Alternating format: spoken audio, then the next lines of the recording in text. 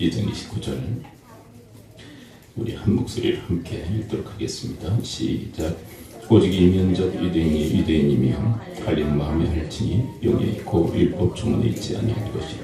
그 칭찬이 사람에게서가 아니요 다만 하나님에게서니라. 아멘. 본문에 보면 할례라는 말씀이 나와 있죠. 할례는 하나님 백성임을 표시하는 표. 그래서 유대인들은 남자들이 이 할례를 받게 되었죠. 할례는 남자들의 폭염수술과 같다라고 생각을 하면 되십니다. 유대인들은 하나님께서 택하셔서 부르셔서 구원하시죠. 그리고 당신의 백성을 삼으십니다. 그리고 내 백성임을 표시하시기 위해서 할례를 받게 하신 거죠. 지금 우리 신약시대에는 그 할례가 뭘로 바뀌었을까요? 바로 세례로 바뀐 거죠.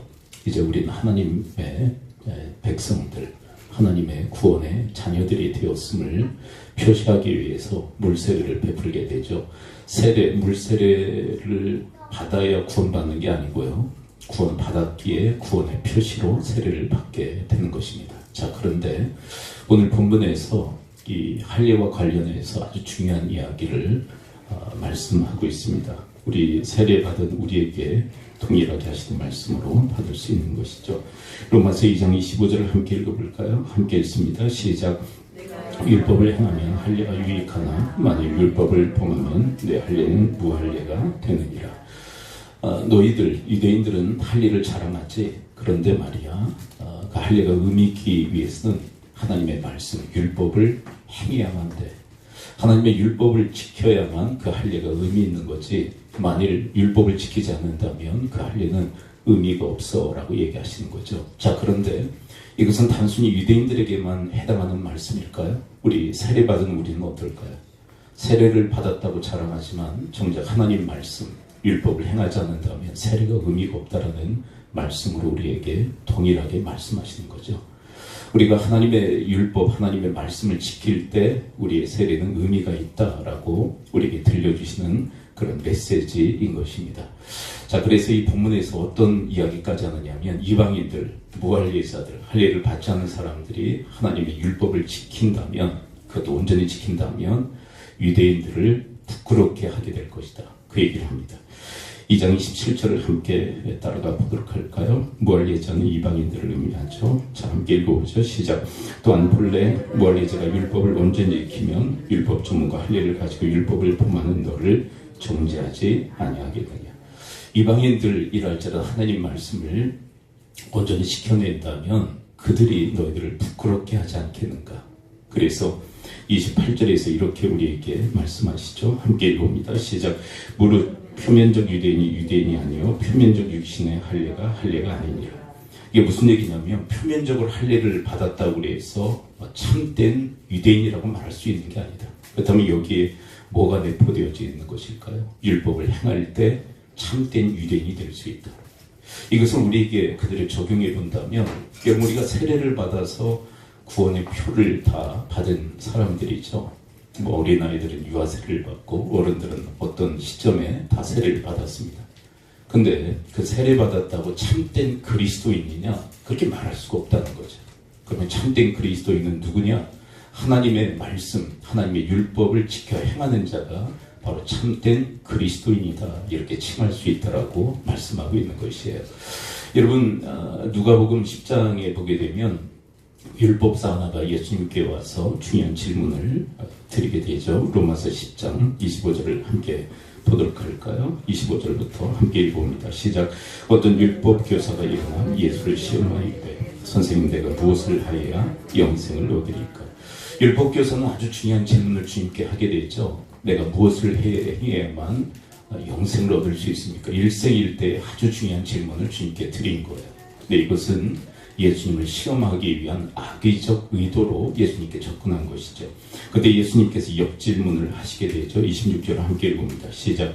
예수께서 이르시되 율법에 무엇이라 기록되었으며 내가 어떻게 있느냐. 그렇다면 너 율법 교사지 율법에 무엇이라 기록되어져 있지?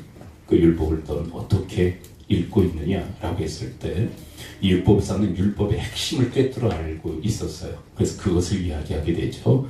우리가 늘 회자하는 그 말씀입니다. 누가복음 10장 27절 함께 읽어봐요. 시작. 대답하여 이르되 내 마음을 다하며 목숨을 다하며 힘을 다하며 뜻을 다하여 주 너희 하나님을 사랑하고 또한 내 이웃을 내 자신과 같이 사랑하라 하였나이다. 마음, 목숨, 힘, 뜻을 다해서 하나님을 사랑하고 이웃을 다 자신처럼 사랑하라는 것이 율법의 정신입니다. 율법을 꿰뚫어 알고 있죠. 자, 그런데 이 율법사의 문제가 뭘까요? 여러분, 이 할례를 받은 이 율법사, 백성들을 가르치는 이 율법사, 자기 스스로를 지도자라고 일컬으며 예수님도 시험하려고 다가왔던 이 율법사, 율법의 핵심을 꿰뚫어 알고 있는 율법사의 문제가 뭘까요? 율법을 알지만 그것을 행하지 않는 거예요. 그냥 표면적 유대인이지 참된 유대인이라고 일컬음을 받기는 어렵다는 거죠. 그래서 주님께서 하시는 말씀 28절이죠. 뭐라고 얘기하십니까? 이 사람의 문제를 꿰뚫어 알고 계신 거예요. 28절 함께 읽어봅니다. 시작. 예수께서 이르시되 대답이 옳도다. 이를 행하라. 그러면 살리라 하시니 이를 행하라. 이게 무슨 문제가 있는 거예요? 알지만 행하지 않는 거예요. 여러분, 우리도 마찬가지입니다. 율법을 우리는 다 꿰뚫어 알고 있어요. 모른다고 얘기하지 마세요. 우리는 잘 알아요. 하나님의 뜻이 뭔지, 그것도 하나님의 핵심적 뜻이 무엇인지를 잘 압니다. 율법사와 같이 마음을 다하고 목숨을 다하고 뜻을 다하고 힘을 다해 하나님을 사랑하고 이웃을 다 자신처럼 사랑하는 것이 하나님의 최고의 뜻임을 잘 알고 있어요. 그걸 행하지 않는다면 참된 그리스도인이라고 말할 수 없다는 거예요. 이제 멋쩍어진 이 율법사가 이제 도리어 또 예수님께 이런 질문을 하죠. 끝나면 좋은데 계속 자기를 옳게 보이려고 이런 질문을 주님께 드리게 됩니다. 29절 함께 따라가 보죠. 시작. 그 사람이 자기를 옳게 보이려고 예수께 여짜오되 그러면 내 이웃이 누구니까? 내 이웃을 내 자신과 같이 사랑하라는 말씀, 그렇다면 내가 사랑해야 될 이웃은 누구죠? 했을 때 예수님께서 말씀하신 것이 바로 사마리아인의 비유입니다. 어떤 사람이 예루살렘에서 여리고로 내려가다가 강도를 만났습니다. 모든 것을 빼앗기고 거의 죽게 되었습니다. 내버려 두게 됐죠. 근데 제사장이 지나가다가 지나쳐버렸습니다. 레위인도 지나가다가 그를 보고 지나쳐 지나갔습니다. 근데 사마리아, 여러분, 그 당시에 이 사마리아인들은요, 이방인들보다 더 못한 취급을 받던 사람들이에요. 북이스라엘의 수도였습니다. 사마리아가. 근데 아시리아가 쳐들어와서 혼혈 정책을 쓰게 돼요. 피를 섞어버리는 거, 이방인들과 함께. 거기에 집중적으로 살았던 사람들이 바로 사마리아인들입니다. 이게 혼혈족이에요. 유대인이라고 할 수 없는. 근데 그 사마리아인에 대해서 지금 예수님이 이야기를 하시는 거예요. 그 사마리아인이 그 강도 만난 자를 보고 긍휼히 여겨, 마음에 긍휼히 여김을 갖고 그 사람을 응급조치를 내주고 여관에 데려갔습니다. 그리고 2데나리온을 주고, 그리고 급한 일이 있어 갔다 오게 되면서 이렇게 얘기합니다. 비용이 더 들면 내가 더 지불하겠습니다. 그러면서 예수님께서 이 사마리아인의 이야기를 끝내면서 율법사에게 질문합니다. 이 강도 만난 자의 이웃은 누구지? 그때 이 율법사의 대답이 뭐였죠? 사마리아인입니다라고 얘기할 수 없었어요. 왜 그럴까요? 유대인이 아니에요. 그리고 이방인들보다 더 못한 개 취급을 받던 사람들, 사마리아인입니다라고 말할 수가 없는 거예요. 그래서 뭐라고 얘기했냐면 자비를 베푼 자니이다라고 얘기합니다. 그때 주님께서 이렇게 이야기하죠. 너도 가서 이와 같이 행하라. 여러분, 율법사의 문제가 뭐죠? 계속 따라다니는 주님의 그의 문제의 지적이 뭐냐면 너는 율법을 알면서도 율법의 핵심을 알면서도 그것을 행하지 않는다는 거예요. 근데 사마리아인은 어때요? 개 취급을 받던 사마리아인이야말로 율법을 행하는 자가 되지 않았느냐. 그리고 그가 율법 쌓인 너를, 그리고 유대인들을 지금 정죄하고 심판하고 있다는 거예요. 너희들을 부끄럽게 하고 있다는 거예요. 여기서 하시는 말씀이 뭐냐면 너희들 할례 받은 유대인이라고 자랑하지, 그렇다면 율법을 행해야만 참된 유대인이 될 수 있어 라고 하는 메시지를 전하고 있는 거예요. 여러분, 아까 보았던 그 영화의 한 장면이 어떤 영화냐면 청년 경찰이라고 하는 영화입니다. 그들은 아직 경찰이 아니에요. 경찰 후보생으로서 경찰 학교에서 훈련을 받는 그런 위치에 있는 사람들입니다. 근데 동료가 어려움에 처하죠. 근데 그게 모티브가 어디에 있느냐면 이 선한 사마리아인을 모티브로 해서 그 장면이 형성이 되어 있는 거예요. 그리고 영화 전체가 바로 이 선한 사마리아인을 모티브로 해서 제작된 그런 내용입니다. 근데 여러분 동료가 어려움에 처했는데 다 지나쳐버리죠. 왜 그럴까요? 자기 바쁘기 때문에 그래요. 빨리 결승점에 들어가야만 합격할 수 있고 경찰이 될 수 있기 때문에 다 외면하고 들어갑니다. 근데 한 동료만이 그를 업고 결승점까지 들어가게 되죠. 뭐 옥신각신 하죠. 뭐 사주겠다, 뭐 하겠다. 그건 그냥 양념을 친 거고, 그는 어려움에 처한 자를 돕는 그런 경찰 후보생임을 드러내기 위해서 그렇게 장면을 연출한 거예요. 선한 사마리아인 것 같은 그 경찰의 이야기. 근데 둘이 또 어떤 역할을 하는 줄 알았어요? 이 청년 경찰의 전체 스토리를 보게 되면요, 한 그 여자 청년이 납치를 당하게 돼요. 근데 이 경찰 후보생들이 그걸 보게 돼요. 그리고 이것을 수사해요. 수사할 수 있는 위치가 아니에요. 근데 수사를 해요. 그래서 어디에 갇혀 있는지를 파악하게 되고, 그 여자 청년을 구하기 위해서 무장을 하고, 그리고 그 여자 청년을 구해내는 이야기가 청년 경찰의 전체 스토리입니다. 근데 외면할 수 있었잖아요. 그리고 수사하고 구해낼 수 있는 위치가 아니에요. 왜냐하면 경찰 후보생이기 때문에 아직 경찰이 되지 않은 거예요. 그래서 그것 때문에 나중에 이제 징계를 받게 되는데 1년 유급하게 되는 그런 징계까지 받게 됩니다. 그럼에도 불구하고 그들은 왜 그 어려움에 처한 여자 청년을 도와줬을까요? 긍휼의 마음, 그리고 진정한 청년 경찰이었기에. 여기서 나오는 이 중요한 레파토리 스토리가 뭐냐면, 진정한 경찰이 누구냐라고 하는 거예요. 진정한 참된 경찰이 누구냐. 이 두 청년 후보생이 아니냐라고 하는 것을 우리에게 드러내놓고 있는 거예요. 여러분, 참된 그리스도인은 어떤 그리스도인일까요? 하나님의 말씀, 하나님의 율법을 알고만 있는 것이 아니라 그 율법을 지켜 행하는 자가 참된 그리스도인임을 우리에게 말씀하고 있는 거예요. 그래서 뭐라고 얘기합니까? 오늘 본문으로 선택했던 2장 29절에서 우리에게 하시는 중요한 말씀이 있죠. 함께 읽어봅니다. 다시요. 시작. 오직 이면적 유대인이 유대인이며 하려는 마음이 알지니 영이 있고 율법 조문에 있지 아니한 것이라. 그 칭찬이 사람에게서가 아니요 다만 하나님에게서니라. 이면적 유대인, 아까 표면적 유대인과 이면적 유대인에 대한 얘기를 하죠. 이면적인 건 뭐고, 표면적인 건 뭐냐? 표면적인 것은 뭐냐면 할례를 받는 거예요. 표면적 유대인이에요. 그렇다고 해서 참된 유대인은 아니다. 그렇다면 여러분, 참된 유대인은 어떤 유대인이죠? 하나님의 율법을 지켜 행하는 자가 참된 유대인이고, 여러분 세례도 마찬가지, 우리 그리스도인들도 마찬가지입니다. 표면적 그리스도인들이 있어요. 세례를 받으면 다 표면적 그리스도인입니다. 그냥 무늬가 그리스도인이에요. 근데 참된 그리스도인은 누가 참된 그리스도인이죠? 이 이면적 이 유대인이라는 것은 참된 유대인을 얘기하는 거예요. 그 다음에 참된 그리스도인들이 있을 거 아니에요. 참된 그리스도인은 누구냐? 하나님의 말씀을 깨닫고 그대로 행하는 자가 참된 그리스도인인 줄을 믿습니다. 여러분들이 바로 그와 같은 사람들이 되실 수 있게 되기를 축원을 드립니다. 여러분, 우리 그리스도인들을 향한 질책이 뭐죠? 우리 사회에 말만 많다는 거예요. 말이 많아요. 말만 많아요. 그리고 행함이 없다는 것에 대해서 얼마나 질책이 많습니까? 여러분, 우리 사실 자녀 세대에게 위대한 신앙을 계승하고 전수해야 된다는 그런 캐치프레이가 있지만 말로 되는 게 아니에요. 우리가 말로 된다면 계속 끊임없이 아이들에게 얘기해야 되겠죠. 말로 신앙이 계승되어진다면 계속 얘기해야 될 거야. 붙들어 놓고 계속 얘기하면 그게 계승되어진다. 그럼 끊임없이 얘기해야 되겠죠. 근데 그게 안 돼요.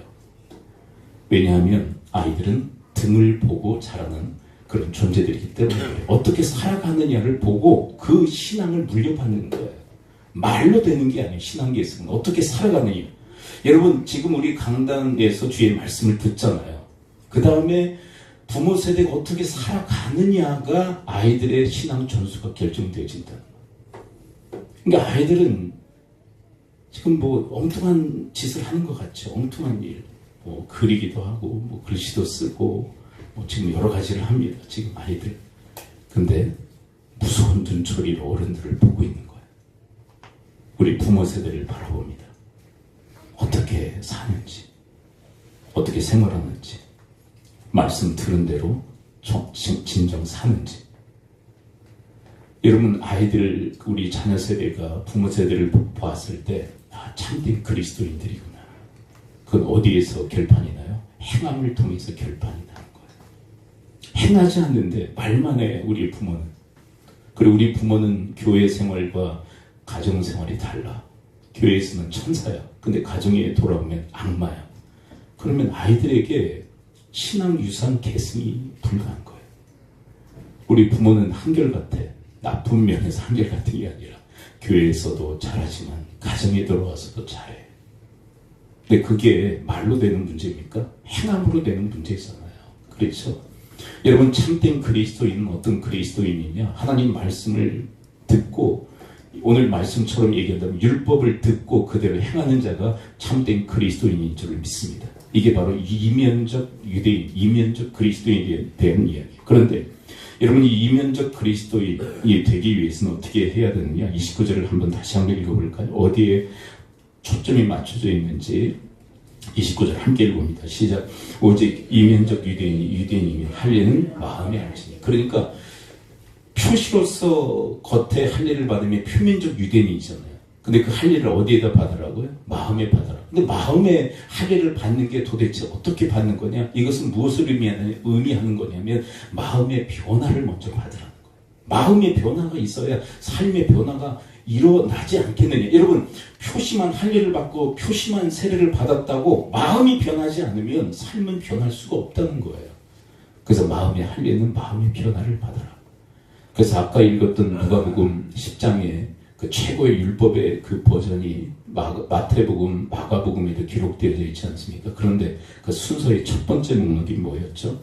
마가복음 12장 버전을 함께 읽어봅니다. 30절, 31절 최고의 율법이라 할 수 있는 이 말씀의 이 순서가 어떻게 되어 있는지 한번 보세요. 뭐가 먼저인지. 30절, 31절 한다름에 함께 읽습니다. 시작. 내 마음을 다하고 목숨을 다하고 뜻을 다하고 힘을 다하여 주 너희 하나님을 사랑하라 하신 것이요. 둘째는 이것이 내 이웃을 내 자신과 같이 사랑하라 하신 것이라. 이보다 더 큰 계명이 아니라. 여러분, 순서가 어떻게 되어 있죠? 자, 일목요연하게 하면 다음 페이지를 한번 볼까요? 뭐라고 되어 있어요? 마음, 그 다음에 목숨, 그 다음에 뜻, 힘. 이게 왜 그러냐면 마음을 다할 때 목숨도 다하고 뜻을 다하고 힘을 다할 수 있어요. 근데 마음이 헝클어지잖아요. 마음을 다하지 못하면 모든 게 다 무너지는 거예요. 도미노처럼. 정말 마음을 다해서 하나님 사랑하느냐. 여러분, 마음을 다해서 하나님 사랑하는 주님의 사람들 되어지기를 축원드립니다. 그러면 목숨도 다하고 뜻을 다하고 힘을 다할 수 있다는 거예요. 근데 여러분, 마음을 다한다는 게 뭐죠? 저를 한번 따라서 고백해봅니다. 하나님 중심, 하나님 중심이 되는 거. 근데 우리는 다 자기 중심이죠. 자기 중심. 그래서 옛날에 이렇게, 이제 지금은 안 그러셔요. 뭐 냉난방기를 틀어놓으면요, 다 이제 자기 중심이잖아. 누구는 춥다, 누구는 덥다. 어떤 장단을 맞추는지 모르겠어요. 근데 요즘은 우리 성도님들이 어떻게 하느냐면, 내가 좀 추워도 좀 더위를 많이 타는 분들 위해서 절제하고 요청 안 하세요. 요즘. 옛날에는 춥다, 덥다, 그래서 내려라, 올려라 그런 말이 많았어. 이게 다 왜 그러냐면 자기 중심적인 거예요. 근데 지금은 다 타인 중심이에요. 근데 타인 중심이 왜 타인 중심이 되느냐면, 하나님 중심이 될 때 타인 중심이 돼요. 근데 자기 중심이 되면요, 절대 타인 중심이 되지 못합니다. 이웃 사랑할 수 없는 거예요. 근데 여러분, 하나님 중심이 뭐죠? 하나님 중심에 대해서 이 30절, 마가복음 12장 30절, 31절 기록되기 전에 29절이 먼저 기록되었는데, 하나님 중심과 맥을 같이 하는 내용 29절이 먼저 기록되어 있어요. 함께 읽어봅니다. 시작. 예수께서 대답하시되 첫째는 이것이니 이스라엘들아 주 곧 우리 하나님은 유일한 주시라. 여러분, 하나님 중심의 이 메시지와 맥을 같이 하는 게 뭘까요? 하나님이 유일한 주시다라는 이 말씀과 하나님 중심이 맥을 같이 해요. 여러분, 하나님의 주권을 인정하는 것이 바로 하나님 중심이 되는 것인 줄 믿습니다. 근데 자기가 주인이잖아요. 자기 중심적인 거. 이게 맥을 같이 하는 거. 그러므로 사랑하는 성도 여러분, 나를 위해서 죽으시고 다시 살아나신 예수 그리스도를 여러분들 주로 모시며 살아갈 수 있게 되기를 축원을 드립니다. 그리고 그 예수 그리스도를 우리를 위해서 아끼지 아니하신 하나님을 중심으로 해서, 그게 뭐예요? 하나님의 주권을 인정하고 그분의 통치와 다스림을 기꺼이 받아들이려고 하는 것, 그게 하나님 중심이에요. 이걸 성경은 함께 놓아서 오버랩시켜서 우리에게 교훈하고 있는 거예요. 여러분, 이렇게 마음을 다하여 정말 하나님 중심에, 그리고 하나님 주권을 인정하며 하나님의 말씀을 지켜냄으로써 참된 그리스도인이라 인정함을 받는 여러분과 제가 되어지기를 축원을 드립니다. 오늘 본문에서 그래서 이렇게 참된 그리스도인, 이면적 그리스도인에 대해서 뭐라고 결론을 내리는지 로마서 2장 19절을 함께 읽어봅니다. 시작. 오직 마지막. 네, 함께 읽어봅니다. 함께 읽죠. 시작. 오직 이면적 유대인이 유대인이며 할례는 마음에 알지니 영에 있고 율법 조문에 있지 아니한 것이라. 그 칭찬이 사람에게서가 아니요 다만 하나님에게서니라.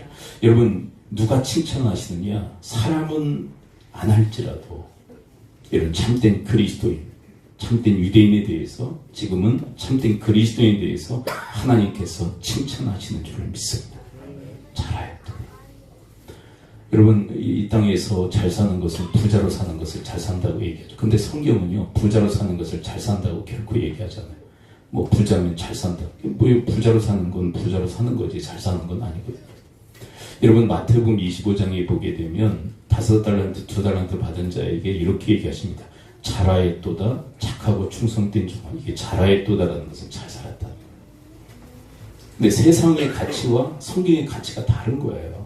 여러분, 물질이, 이 재물이, 돈이 가치 없는 것이다라고 평가절하는 게 절대로 아니에요. 돈은, 재물은 너무 귀한 것입니다. 너무 귀한 것이죠. 네, 성기라고 준 게 아니라 우리에게 쓰라고 사용하라고 주신 줄을 믿습니다. 은사로 주신 거예요. 근데 그게 많다고 잘 사는 겁니까? 5달란트가 언제 잘 살았다고 평가를 받아요? 그것을 잘 사용했을 때. 여러분, 물질이 적건 많건 그래서 2달란트도 잘 살았다고 평가를 받는 거예요. 여러분, 5달란트 받은 자만, 많이 받은 자만 잘 살았다고 평가하시는 것이 아니라 2달란트 받은 자도 잘 사용했기 때문에 잘 살았다고 평가를 받는 거예요. 양의 문제가 아니라 어떻게 사용했느냐, 하나님의 뜻대로 잘 사용했느냐에 따라서 평가가 달라지는 거예요. 잘 살았다는 것은 하나님의 뜻대로 사는 것을 잘 살았다고 얘기하는 거예요. 여러분, 절대로 그리스도인들 입에서 부자를 향해서 잘 산다라고 표현하면 안 돼요. 가치관이 붕괴된 거예요. 가치가 세상적 가치로 살아가고 있는 거예요. 그 사람은 자꾸 돈에 대한 욕심을 가지고 살아갈 수밖에 없는 거 아닙니까? 그걸 잘 산다고 평가를 하니까. 여러분, 이 본문에서 잘 살았다라고 주님께서 칭찬하시는 자가 누구냐? 그냥 세례만 받고 무늬만 그리스도인으로 살아가는 것이 아니라 하나님의 말씀을 깨닫고 하나님 말씀대로 살아가는 자, 하나님의 말씀을 행하는 자, 지켜내는 자, 그 사람을 향해서 하나님은 잘 살았다라고 평가하시는 줄 믿습니다. 여러분, 세상의 가치에 함몰되어질 수밖에 없는 그런 거센 풍랑 속에서 우리가 살아가죠. 근데 그런 세상의 그 풍랑이 우리를 잠식시켰으면 안 되죠. 그러면 세상은 희망이 없어요. 왜요? 우리가 희망인데, 우리를 보고 길을 찾고 우리를 보고 어떻게 살아야 되는지 알아야 되는데, 세상이 휩쓸려 자기들 같이 살아가면 우리를 바라보고 무슨 희망이 생기겠어요? 길을 잃고 방황하는, 어떻게 살아야 될지를 모르는 세상 사람들이 우리를 바라보고 삶의 목적을 회복하고 어떻게 살아야 되는지에 대한 그런 청사진을 그릴 수 있게 하는 주님의 사람들 다 되어지기를 축원을 드립니다. 말씀의 결론을 맺습니다. 표면적 유대인, 이면적 유대인, 좀 어려운 단어들을 쓰고 있지만 이걸 그대로 우리에게 적용한다면 표면적 그리스도인, 이면적 그리스도인이 있다. 세례만 받고 자기 마음대로 살아가는 사람은 그냥 표면적 그리스도인이다. 무늬만 그리스도인이다. 아무런 영향력이 없다. 근데 이면적 그리스도인, 내면적으로 참된 그리스도인이 있는데 하나님의 말씀을 깨닫고 그 말씀대로 안간힘을 쓰면서 살아가려고 아둥바둥하는 그 사람이야말로 참된 그리스도인이며 하나님께로부터 칭찬이 있으리라 라고 말씀하세요. 주의 말씀이 성취되어지고 이루어지는 복락이 있을 수 있게 되기를 축원을 드립니다. 기도하겠습니다. 우리 이 시간 함께 기도할 때 말씀 붙들고 기도하기로 합니다. 하나님, 저희들도 이면적 내면적 참된 그리스도인 되어지기를 원합니다. 마음의 변화를 받아 저희들이 하나님의 말씀, 율법을 깨닫고 그 말씀대로 행하는 자들 되어지도록 인도해달라고, 그래서 하나님께로부터 칭찬이 있는 주의 사람들 되어지도록 우리 합심하여 주님 앞에 기도하겠습니다. 아버지 하나님, 주의 말씀을 저희들이 듣습니다. 참된 그리스도인에 대한 말씀을 들었습니다. 이면적 그리스도인에 대한 말씀을 들었습니다. 표면적 유대인이 아니요, 내면적, 이면적 유대인이 참된 유대인이라 하신 이 말씀이 저희들에게도 그대로 적용되어진 줄 믿습니다. 표면적으로 세례를 받았지만 저희들이 이면적 그리스도인이 되지 못하는 경우들이 많습니다. 하나님 말씀을 깨닫고 그 말씀대로 행하는 저희들의 삶이 되어지도록 주여 도우시고 인도하여 주시옵소서. 주님 이끌어 주옵소서. 아버지 하나님, 오늘 말씀해 주신 감사를 드립니다. 표면적 유대인이 아니요, 이면적 유대인이 유대인이라 하신 말씀은 그대로 저희들에게 적용되어지는 줄 믿습니다. 아버지 하나님, 내면적으로 참된 그리스도인들이 되게 하여 주옵소서. 저희들이 구원받아 세례를 받았습니다. 그것으로 끝이 아니라 이제 하나님의 율법, 하나님의 말씀을 깨달은 대로 행하여 참된 그리스도인이라 인정함을 받는, 칭찬받는 주님의 사람들 되어지도록 인도하여 주옵소서. 여러분들의 아픈 부위에 손을 얹으십시오. 그리고 감동 주신 분 한 분을 가슴에 품으시고 손을 얹으십시오. 내가 주 예수 그리스도의 이름으로 명하니 모든 질병의 세력은 이 시간부로 다 묶임을 받고 떠나갈지어다. 고침